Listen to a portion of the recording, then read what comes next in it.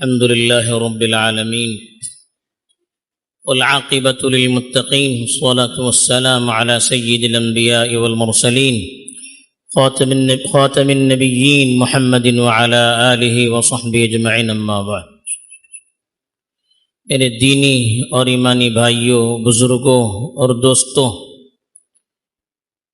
شریعت نے انسانی خواہشات اور جذبات کو مٹانے کے لیے نہیں کہا ہے، بلکہ صحیح رخ پر لگانے کے لیے کہا ہے۔ اسی لیے شادی کی صحیح طریقے پر اجازت دی۔ اب اس میں انسان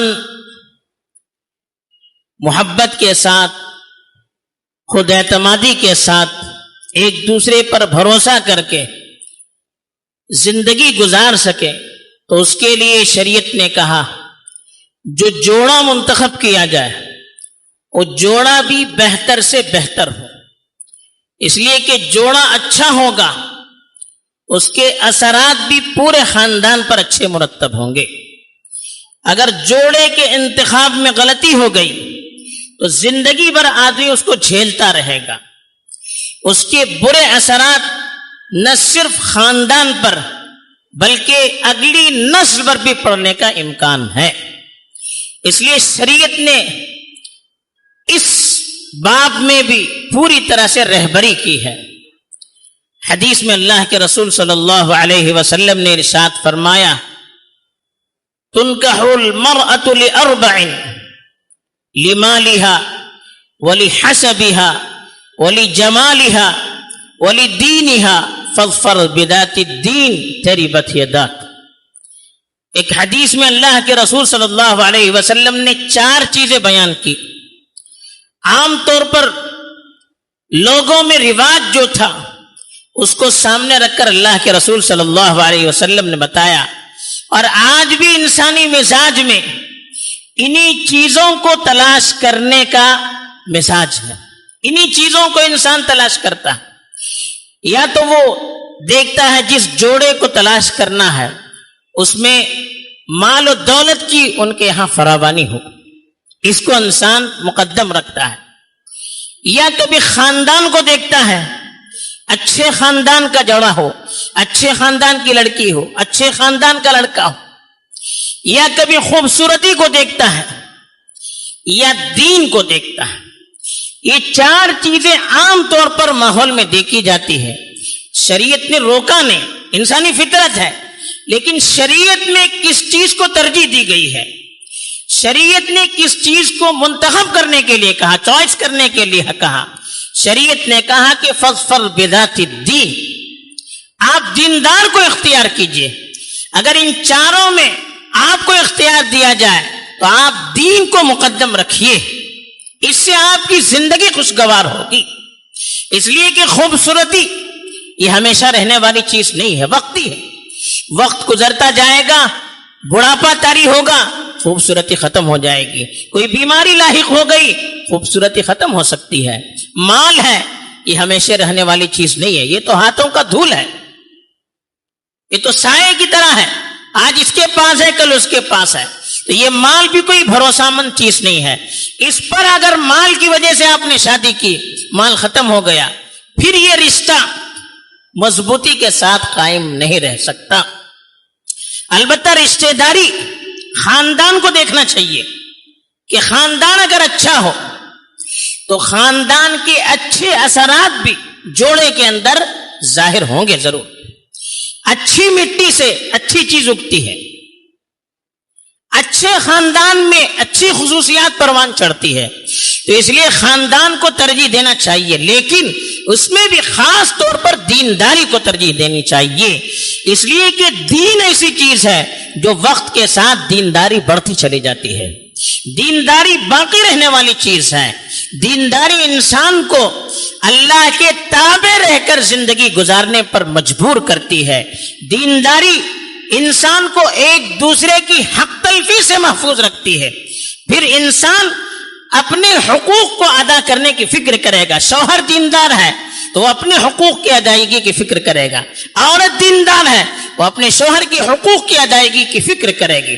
تو دینداری سے گھرانے پر بھی اچھے اثرات مرتب ہوں گے. پھر اولاد جو ہوگی اس کی بھی صحیح تربیت ہوگی. حرام سے وہ اپنی اولاد کو بھی بچائیں گے, خود بھی بچائیں گے. اسی لیے حضرت علی ایک حدیث ہے, اللہ کے رسول صلی اللہ علیہ وسلم نے ارشاد فرمایا, اذا خطب احدکم من ترضون دینہ وخلقہ فزوجوہ الا تفعلوہ تکن فتنة فی الارض وفساد عریض, او کما قال صلی اللہ علیہ وسلم. کہا کہ جب کوئی دیندار شخص تمہارے پاس پیغام بھیجے, یعنی تمہاری لڑکی کے لیے کوئی دیندار شخص پیغام بھیجے جس کے دین سے بھی آپ خوش ہیں, جس کی دینداری پر آپ مطمئن ہیں, جس کے اخلاق آپ کو پسند ہیں, تو آپ ان سے شادی کروا دیجئے.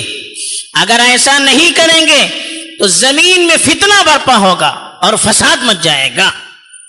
یعنی اگر آپ نے دیندار سے شادی نہیں کی, دوسری کسی اور چیز کے لیے شادی میں تاخیر کرنی شروع کر دی, پھر وقت پر شادی نہ ہونے کی وجہ سے معاشرے میں بہت سارے برے اثرات پروان چڑھ سکتے ہیں. اس لیے دینداری کو ترجیح دینے کے لیے کہا. پھر دوسری حدیث میں اللہ کے رسول نے مزید 2 چیزوں کی طرف اشارہ فرمایا. کہا تزوج الولود الودود فإنی مکاثر بکم الامم. ابو داؤد کی روایت ہے کہ ایسی عورت سے شادی کرو جس میں 2 صفتیں ہوں.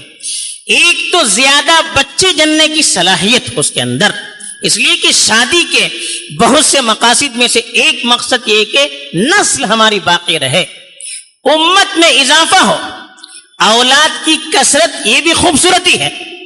لوگ سمجھتے ہیں کہ کہاں سے رزق کہاں سے آئے گا, کہاں سے اس کی ہم پرورش کر سکیں گے. یاد رکھنا چاہیے رزق ہر بچہ اپنے ساتھ اپنا لے کر آتا ہے, کسی کا رزق کسی پر منحصر نہیں ہے. تربیت کرنے والے اللہ ہوتے ہیں. جب اللہ تعالیٰ چیز دیتے ہیں اس کو کیسے نبھانا چاہیے, کیسے اس کو پروان چڑھانا چاہیے, اس کی صلاحیت بھی اللہ دیتے ہیں. یہ الگ بات ہے کہ ہم اس چیز کو صحیح استعمال نہیں کرتے ہیں, اس کی وجہ سے بعض مرتبہ معاشرے میں بعض برائیاں پروان چڑھتی ہے. تو اس لیے کہا کہ ایسی عورت سے شادی کرو جس کے اندر بچے جننے کی زیادہ صلاحیت ہو. اور دوسری صفت کہا ودود, جو اپنے شوہر کو ٹوٹ کر چاہنے والی ہو, اپنے شوہر سے زیادہ محبت کرنے والی ہو. اس لیے کہ اس سے رشتے میں پختگی آتی ہے, سکون ملتا ہے, اور پھر یہ رشتہ پائیدار ہوتا ہے, مضبوط ہوتا ہے. اب یہ صفات کہ وہ عورت اپنے شوہر کو چاہنے والی ہے یا نہیں, اس کے اندر بچوں کو زیادہ جننے کی صلاحیت ہے یا نہیں, اب یہ صفات کیسے دیکھیں گے؟ اس کے لیے کہا گیا کہ اس خاندان کی عورتوں کے بارے میں تحقیق کی جائے کہ ان کا اپنے شوہروں کے ساتھ کیا معاملہ ہے, ان کے ہاں اولاد کی کیا ترتیب ہے. اس لیے کہ عورتوں کے اندر عورتوں کی صفات ہوتی ہیں, تو خاندان والی عورتوں کو دیکھ کر اس لڑکی کو ہم تلاش کر سکتے ہیں, اس لڑکی کے بارے میں تحقیق کر سکتے ہیں. ایسے ہی ایک اور حدیث میں مزید 2 صفتیں بیان کی. اللہ کے رسول صلی اللہ علیہ وسلم نے فرمایا صالح نساء قریش رکبن الابل احناہ علی ولد فی صغرہ وارعاہ علی زوج فی ذات یدہ. کہا کہ بہترین عورتیں جو یعنی سوار ہونے والی عورتوں میں بہترین عورتیں, مطلب کہ ہر عورت سوار ہوتی ہے, دنیا کی عورتوں میں بہترین عورتیں کہا کہ قریش کی نیک عورتیں ہیں. پھر ان کی 2 صفتیں بیان کی. کہا کہ بچپن میں اپنے بچوں پر بڑی شفیق ہوتی ہے, یعنی اچھی ماں ہوتی ہے. وہ بیوی کے اندر اچھی ماں بننے کی بھی صلاحیت ہونی چاہیے. اگر بیوی بچوں کی صحیح تربیت نہ کر سکے, ماں بچوں کو صحیح پیار نہ دے سکے, پھر وہ گھرانہ خوشحال نہیں رہ سکتا, اس کے اندر سکون اور اطمینان نہیں رہ سکتا. تو کہا ایسی عورت ہو جو بچپنے میں اپنے بچوں پر بڑی مہربان ہو, بچوں کا بڑا خیال رکھنے والی ہو, بچوں کی ہمدرد ہو, بچوں کے دکھ درد کو اپنا دکھ درد سمجھنے والی ہو, اور بچوں کی صحیح طور پر فکر کرنے والی ہو, یعنی ایک وہ اچھی ماں ہو. اور دوسری صفت اس کی بتائی کہ وَأَرْعَاهُ عَلَى زَوْجٍ فِي ذَاتِ يَدِهِ، شوہر کے مال کا خیال رکھنے والی ہو، یعنی ایسی عورت جو اپنے شوہر کی کمائی کو بھی دیکھ کر خرچہ کرتی ہو، اس کے مال کی حفاظت کرنے والی ہو۔ آج بڑے مسائل اس میں بھی پیدا ہو رہے ہیں کہ عورتوں کے مطالبات شوہر کی کمائی سے بڑھ کر ہے، شوہر کی کمائی چھوٹی ہے، بیویوں کے مطالبات بڑے ہیں، اب وہ پورا نہیں کر سکتا تو پھر تال میل نہیں رہ پاتا ہے، آپس میں غلط فہمیاں ہوتی ہے، آپس میں دشمنیاں ہوتی ہے، لڑائی جھگڑے ہوتے ہیں، خلا اور طلاق تک کے مسئلے آتے ہیں۔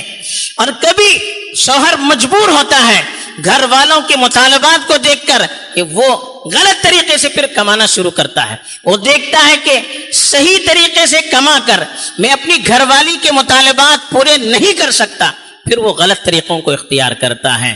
تو عورتوں کے لیے بتایا ایسی عورت ہو جو کفایت شعار ہو، یعنی دیکھ دیکھ کر خرچہ کرنے والی ہو، اسراف نہ کرنے والی ہو، اپنے شوہر کی کمائی دیکھ کر خرچہ کرتی ہو۔ کہتے ہیں نا چادر دیکھ کر پیر پھیلایا جائے، تو جتنی اپنے شوہر کی کمائی ہے اس کے مطابق خرچہ کرنے والی ہو، شوہر کا اس معاملے میں تعاون کرنے والی عورت ہے۔ اچھی عورت اگر ایسی گھر میں رہتی ہے، کفایت شعار عورت ہوتی ہے، شوہر کے خرچے کا خیال رکھ کر، اس کی کمائی کا خیال رکھ کر خرچہ کرتی ہے، تو پھر وہ تھوڑی سی چیز پر بھی اپنے گھر میں گزارا کر سکتی ہے، اور اس تھوڑی سی چیز میں بھی اپنے گھر کو وہ جنت بنا سکتی ہے۔ تو یہ تقریباً 9 چیزیں ہیں یہ اللہ کے رسول صلی اللہ علیہ وسلم نے بتائی ایک بیوی کے اندر ہونی چاہیے۔ اور ایک آخری 10ویں چیز جس کو فقہا نے بھی بڑی تفصیل سے بیان کیا ہے وہ ہے کفاءت، یعنی 2 جوڑے جو ہوں میاں بیوی ان کا لیول بھی برابر ہو۔ اگر آپس میں رشتہ مل کر آنا ہے تو دونوں کا ایک ہی معاشرے میں ایک ہی لیول کے ہوں، ایسا نہیں کہ مالدار بہت زیادہ عورت ہے، شوہر بہت فٹیچر ہے، یہ نباہ نہیں ہو سکتا۔ عورت بڑے خاندان والی ہے، شوہر بالکل چھوٹے خاندان والا ہے، یعنی معیار کے اعتبار سے، سطح کے اعتبار سے چل نہیں سکتی۔ پیشے الگ ہیں، عورت ہے جو بڑی تاجر کی لڑکی ہے اور لڑکا بیچارہ دوسرا کوئی ایسا کام کرنے والا ہے جو ان کے یہاں نبتا نہیں ہے، ہو نہیں سکتا۔ رسم و رواج دونوں کے الگ ہوں، لڑکی اور لڑکے والے کے، تو یہ رشتہ چل نہیں پاتا۔ اس کو کفاءت کہتے ہیں، یعنی برابری۔ اس کو بھی دیکھنا چاہیے، خاص طور پر عورت والوں کو کہا گیا، عورت کے باپ وغیرہ کو، کہ جس لڑکی کو آپ جس خاندان میں دے رہے ہیں اس خاندان کا لیول بھی دیکھ لیجئے کہ آپ کی لڑکی وہاں ٹک سکے گی یا نہیں سکے گی، رشتہ آپس میں نبھ کر آئے گا یا نہیں آئے گا، اس کو دیکھنے کے لیے کہا۔ امام شافعی رحمۃ اللہ علیہ نے حدیث سے مثال دی۔ حضرت بریرہ ایک عورت تھی جو باندھی تھی، کسی کی غلامی میں تھی، حضرت عائشہ نے خرید کر اس کو آزاد کر دیا۔ اس کے شوہر بھی غلام تھے، آزاد ہونے کے بعد چونکہ شوہر غلام تھے، حضرت بریرہ کو اللہ کے رسول نے اختیار دیا، اگر تم چاہو تو اس شوہر کے ساتھ جو غلام ہے رہ سکتے ہو، اگر تم چاہو تو اس سے الگ ہو سکتے ہو۔ یعنی دونوں کا لیول چونکہ برابر نہیں تھا، ایک غلام تھا اور وہ آزاد تھی، جب تک دونوں غلام تھے جوڑا برابر تھا، یہ آزاد ہو گئی وہ غلام ہی رہا، پھر دونوں کے لیول میں فرق آ گیا۔ اب آزاد اور غلام ان دونوں کے اندر نباہ ہونا بڑا مشکل ہوتا ہے، اس لیے شریعت نے کہا اگر ایسا معاملہ ہو تو پھر اختیار دینا چاہیے۔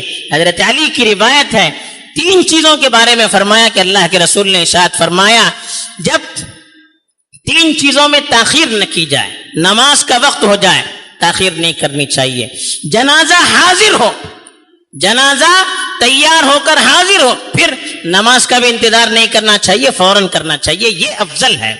تیسری چیز بتائی کہ جب آپ کی عورت کو پیغام آ گیا، وجدت لہا کفءن، کہا کفو کا لفظ، یعنی تمہارے لیول کا کوئی لڑکا تمہاری لڑکی کے لیے مل گیا، پھر نکاح کرنے میں تاخیر نہیں کرنی چاہیے۔ تو اس کے لیے بھی کفو کا لفظ استعمال کیا کہ دونوں کا معیار ایک ہو، خاندانی اعتبار سے، پیشے کے اعتبار سے، ماحول کے اعتبار سے، مزاج کے اعتبار سے، رسم و رواج کے اعتبار سے ایک ہی اگر کیٹیگری کے لوگ ہوں گے تو نبھ کر رشتہ آئے گا، ورنہ نباہ مشکل ہو جاتا ہے۔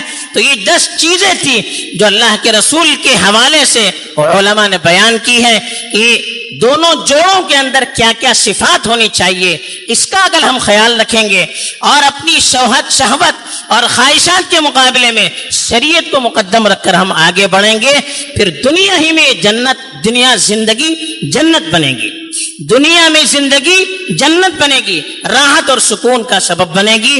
اللہ تعالیٰ توفیق دے، آمین۔ وآخر دعوانا ان الحمد للہ رب العالمین۔